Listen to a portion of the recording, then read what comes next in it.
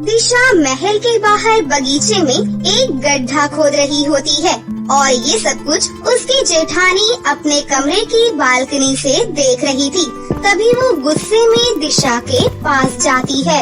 ये क्या हालत बना रखी है तुमने? और महल के बाहर गंदगी कूड़ा कबाड़ा करना जरूरी है क्या?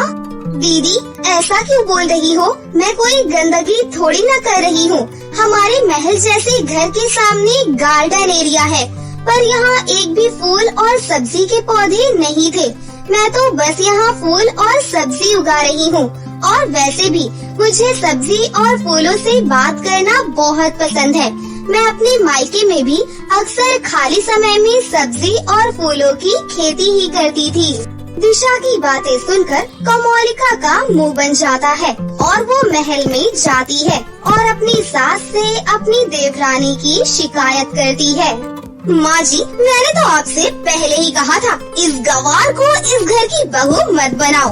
देखो तो जरा एक बार अपनी उस गवार छोटी बहू को महल के बाहर गार्डन में कैसे गंदगी कर रही है।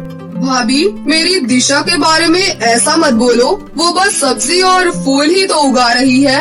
हाँ बहू, ईशान बिल्कुल ठीक कह रहा है। और वैसे हमारे गार्डन में एक भी फूल का पौधा नहीं है। अगर बहू 2-4 फूल और सब्जी उगा भी लेगी तो क्या ही फर्क पड़ता है।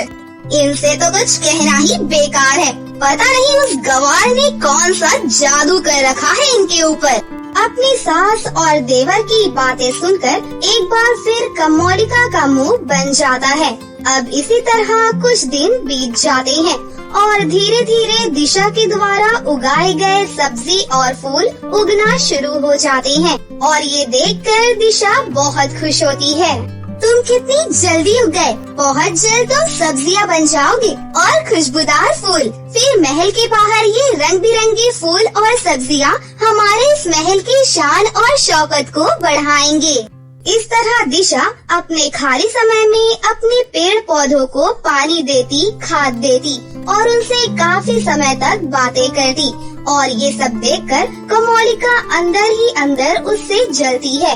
इसी तरह कुछ दिन बीत जाते हैं। फिर एक दिन, क्या यार कमोलिका, तुमने पूरी अलमारी इन खराब फटे पुराने कपड़ों से भर रखी है। इन्हें खाली क्यों नहीं करती?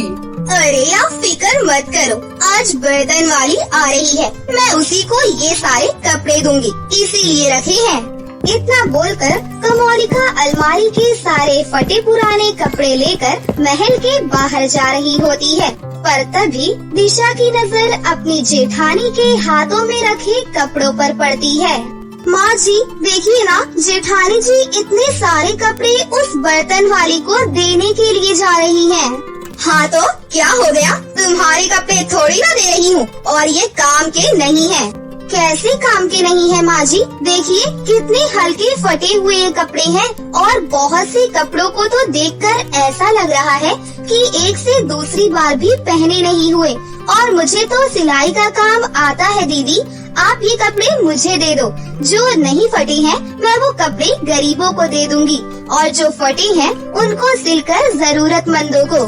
बहू, तेरी इन्हीं सोच विचार की वजह से तू मुझे बहुत पसंद आई थी। मैंने अपनी जिंदगी का बिल्कुल सही फैसला लिया, तुझे अपने इस महल की बहू बनाकर। इतना बोलकर दिशा अपनी जेठानी के हाथ से वो सारे कपड़े ले लेती है और कमरे में बैठकर सिलाई करती है। समय यूं ही गुजरता है और एक दिन जब दिशा अपनी सब्जियों के पौधे और फूलों की सिंचाई कर रही होती है तो वहाँ उनकी एक पड़ोसन आती है जो दिशा की ऐसी हालत देखकर उसका मजाक बनाते हुए कमोलिका से कहती है, कमोलिका बहू, तेरी इस नई नौकरानी की शक्ल तो तेरी देवरानी से कितनी मिलती है और तुमने अपने महल के नौकरों को कुछ ज्यादा ही सर पर नहीं चढ़ा रखा है। माना कि तुम्हारे नौकर तुम्हारे इस महल में रहते हैं, पर नौकरों को इतना सोना देना ठीक नहीं है। आंटी जी, हमारे कपड़े और चेहरे पर थोड़ी सी मिट्टी क्या लग गई? आपने तो हमें नौकरानी ही बना दिया।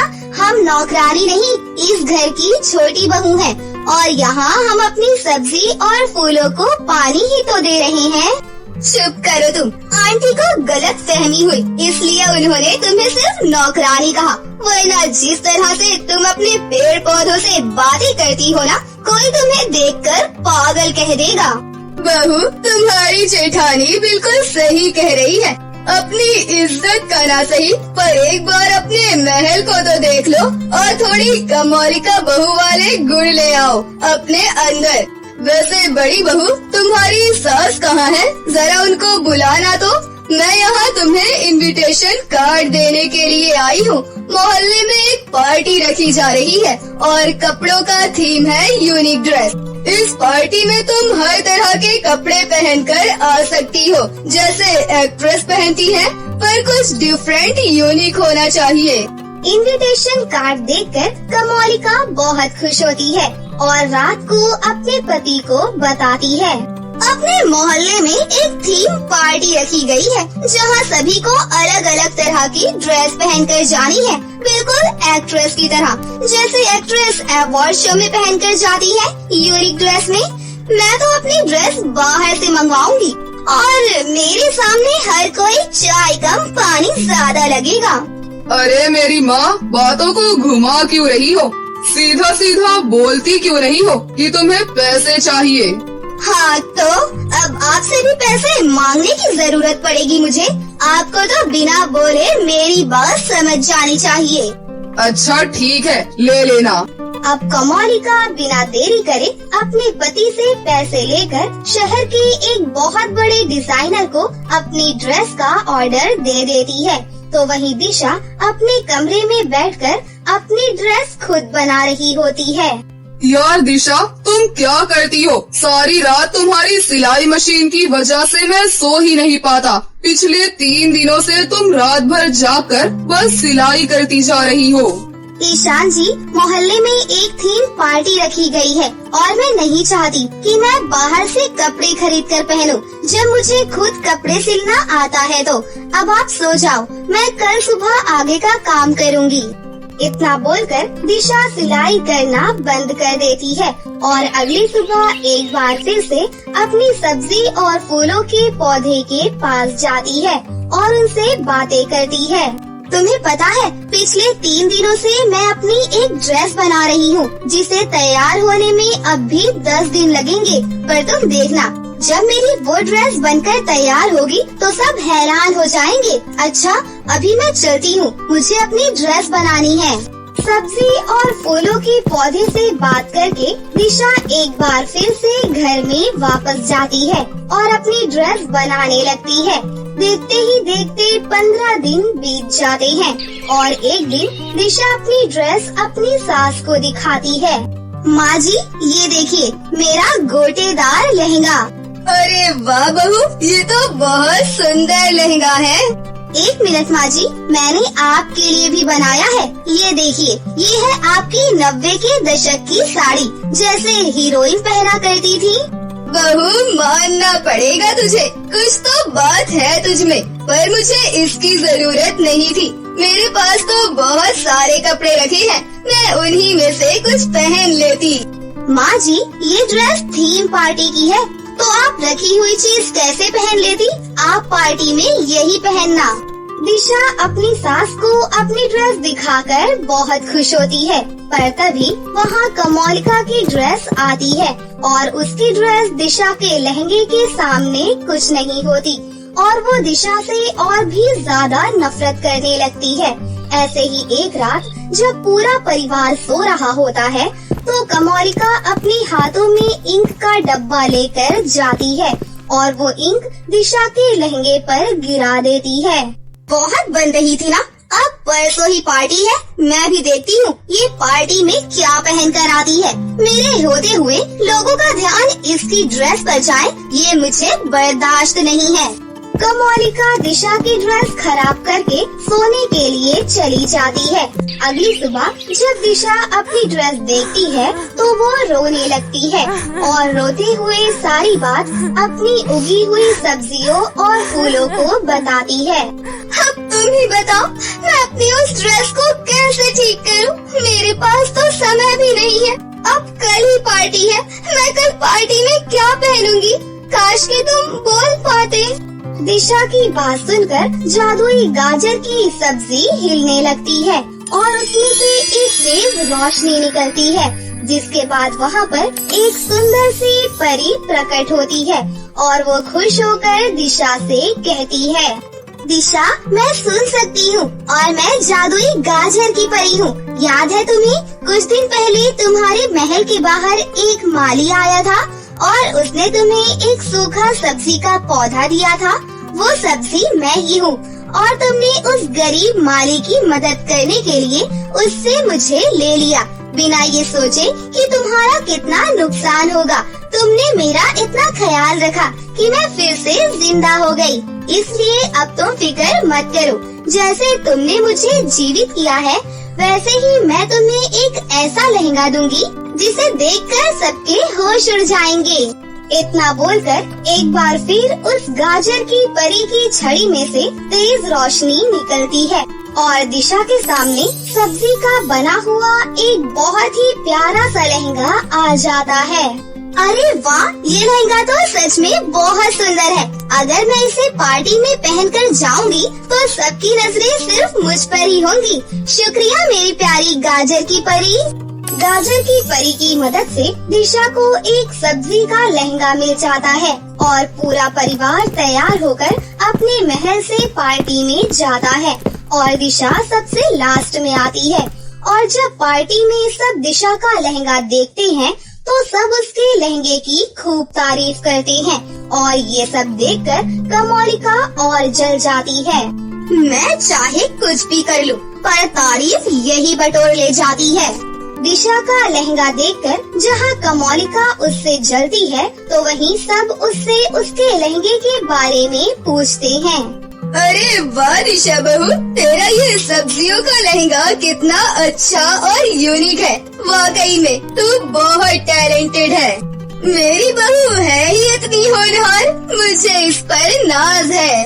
इस तरह सब पूरी पार्टी में दिशा के सब्जियों के लहंगे के बारे में बात करते हैं और उसकी फोटोज लेकर सोशल मीडिया पर पोस्ट करते हैं और देखते ही देखते वो दिशा पार्टी की आन बान और शान बनकर सबकी वाहवाही बटोर लेती है और वहीं कमोलिका मुंह बनाकर वहाँ से चली जाती है।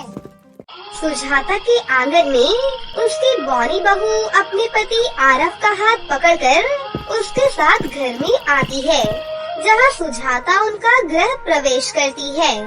तुम दोनों एक दूसरे के साथ बहुत अच्छे लग रहे हो। ऊपर वाला तुम्हारी जोड़ी को हमेशा सही सलामत रखे। आ जाओ बहू, घर के अंदर आओ, तुम्हारा घर में स्वागत है। सुजाता के कहने पर उसकी बौनी बहू गुंजन घर के अंदर आ जाती है। जैसे ही वो अपने ससुराल में यहाँ वहाँ देखती है तो वो अपने मन ही मन में सोचती है, आरव का परिवार तो सच में बहुत ही ज्यादा गरीब है, जैसा कि उसने मुझे बताया था। खैर, अब मैं इस घर में आ गई हूँ ना, तो सारी चीज धीरे धीरे ठीक हो जाएगी। गुंजन ऐसा सोच ही रही होती है कि तभी उसके ससुराल के पहले दिन पर ही उसके घर के बाहर कर्ज वाले आ जाते हैं। अरे आरव, कहाँ पर है तू? अरे बाहर निकल। अरे देखो तो सही, शादी करके अपने घर में बहू लेकर आ गया है, लेकिन कर्ज चुकाने के लिए इसके पास पैसे नहीं है। आज तो हम इससे पैसा लेकर ही जाएंगे। अम्मा मियाँ, कितने पैसे देने हैं? हमारे तो आज तक एक पाई भी नहीं लौटाई गई, तुम्हारे कहाँ से लौटा दिए जाएंगे? अरे आज तो हम अपना पैसा लेकर ही जाएंगे, चाहे कुछ भी हो जाए। अरे निकल आरव, बाहर निकल। अपने घर के बाहर हल्ला गुल्ला होते देख आरव घर के बाहर आता है और उन लोगों से आराम से बात करने की कोशिश करता है। आज मेरी पत्नी मेरे साथ शादी करके घर पर आई है, उसका आज पहला दिन है। मैं तुम्हारे आगे हाथ जोड़ता हूँ, जरा मुझे एक दिन की मोहलत दो, मैं तुम्हारा पैसा चुकाना शुरू कर दूंगा। आरव के कई बार समझाने के बाद भी उन सब में कोई भी उसकी बात नहीं सुनता है, जिसके बाद ये सब देखकर गुंजन को बहुत बुरा लगता है। गुंजन घर के अंदर जाकर कुछ सोचने लगती है। तभी वो अपने दोनों हाथ आगे करती है और अपनी दोनों आंखें बंद करके अपने मन में कहती है, मैं चाहती हूँ कि मेरे हाथ में एक सोने से भरा हुआ संदूक आ जाए। गुंजन के इतना कहते ही उसके हाथ में सोने से भरा हुआ एक संदूक आ जाता है, जिसके बाद वो सोने से भरे संदूक को उठाकर लेकर आती है और उन सभी लोगों को देते हुए कहती है, ये सोने से भरा संदूक है। जब तुम सब इसे बेचोगे तो तुम्हें इसमें से अपने कर्ज के पैसे की डबल कीमत मिल जाएगी। इससे तुम्हें फायदा ही होगा। ये लो, ये अब से तुम्हारा हुआ। सोने से भरा संदूक देखकर किशोर, राजेश और चंदन की आंखें खुली की खुली रह जाती हैं। वो बहुत ज्यादा हैरान हो जाते हैं, जिसके बाद वो संदूक को लेकर जाते हैं और उसे बेचकर अपना कर्ज वसूल कर लेते हैं। लेकिन सोने से भरा संदूक आया कहाँ से? अब इस बात पर पूरे घर में चर्चा शुरू हो जाती है। हमारे घर में तो सोने की कोई चीज ही नहीं मिलेगी, फिर ये सोने से भरा इतना बड़ा संदूक कैसे आया? बताओ गुंजन, तुम्हारे पास ये सोने से भरा संदूक कहाँ से आया? इतने समय से हमारे घर में सोने का एक टुकड़ा भी नहीं था, पर आज ये सोने का इतना बड़ा संदूक कहाँ से आ गया? ऐसा कैसे हो सकता है? तुम कुछ बोलती क्यों नहीं हो बहू? हमें तुम्हारे मुंह से सच सुनना है। आरव और सुजाता के पूछने पर गुंजन उन्हें सब कुछ सच सच बताना शुरू कर देती है। ये तब की बात है जब मेरे माता पिता मेरे रिश्ते के लिए बहुत ज्यादा परेशान हो रहे थे।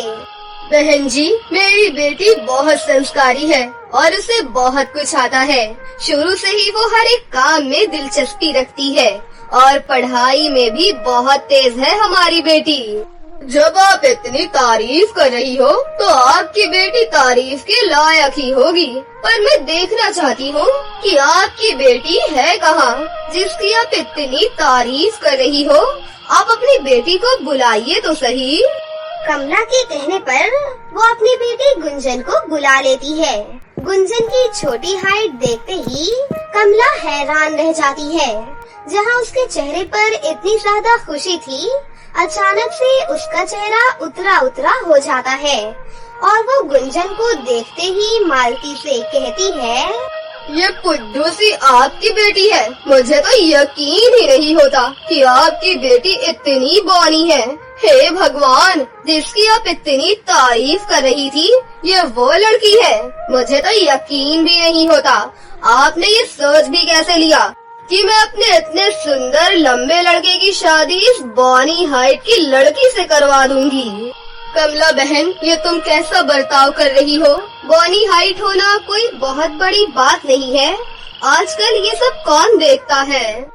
लोगों का तो मुझे नहीं पता, लेकिन मैं तो देखती हूँ। अरे मैं नहीं चाहती कि जमाने के लोग मेरे बेटे को ये कहें कि उसकी पत्नी छोटी है, बिल्कुल उसकी बच्ची जैसी है। सॉरी बहन जी, हम ये रिश्ता नहीं कर सकते। फिर कमला वहाँ से उठकर चली जाती है। ऐसे ही जितने भी रिश्ते आते हैं, वो सभी एक एक करके गुंजन की छोटी हाइट देखकर उसे मना करके चले जाते हैं।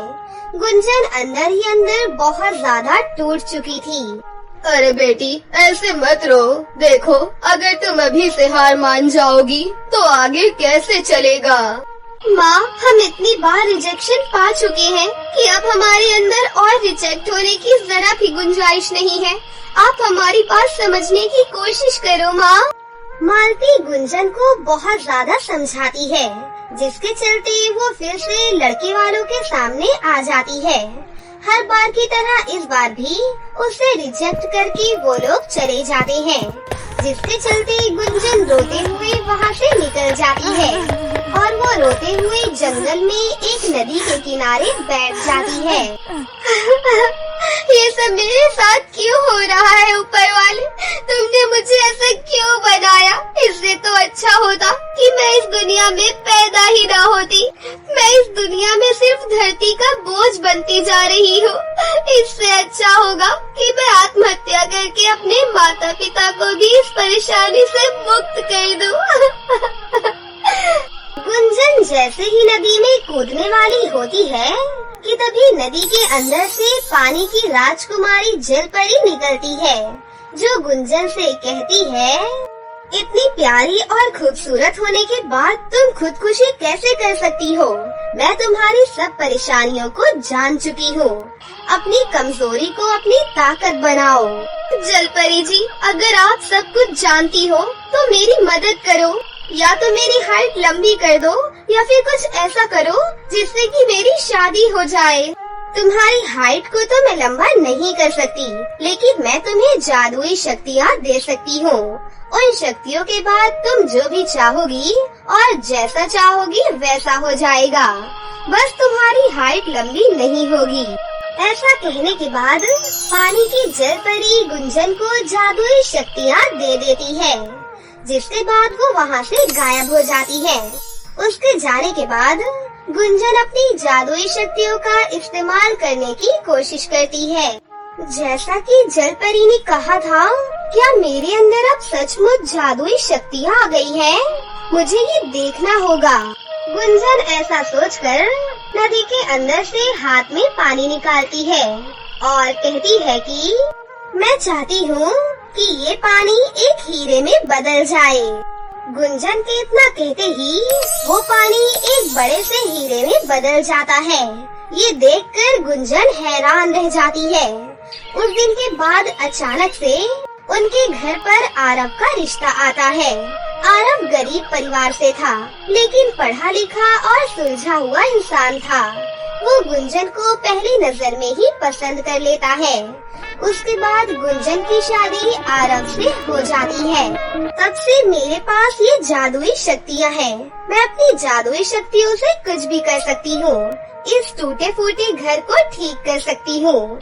इस घर की सभी परेशानियों को दूर कर सकती हूँ। ये सुनकर सुजाता को बहुत खुशी मिलती है।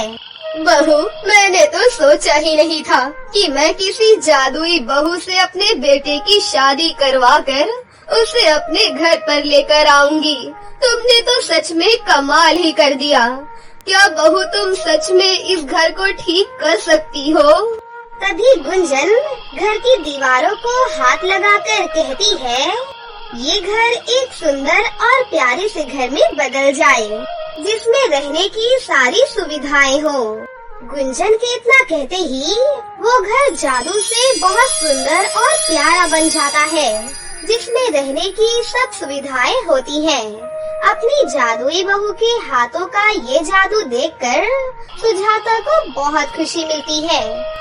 वहीं अब गुंजन अपने गरीब ससुराल वालों की बहुत मदद करती है, जिसके चलते पूरे गांव में जादुई बहू के नाम से गुंजन मशहूर हो जाती है। अब गुंजन को कोई भी बौना नहीं कहता, बल्कि किसी को भी कोई परेशानी होती है तो वो गुंजन के पास आ जाते। इसी के चलते गुंजन भी अपने ससुराल में हंसी खुशी से रहने लगती है। तो दोस्तों, कैसी लगी आपको हमारी ये कहानी?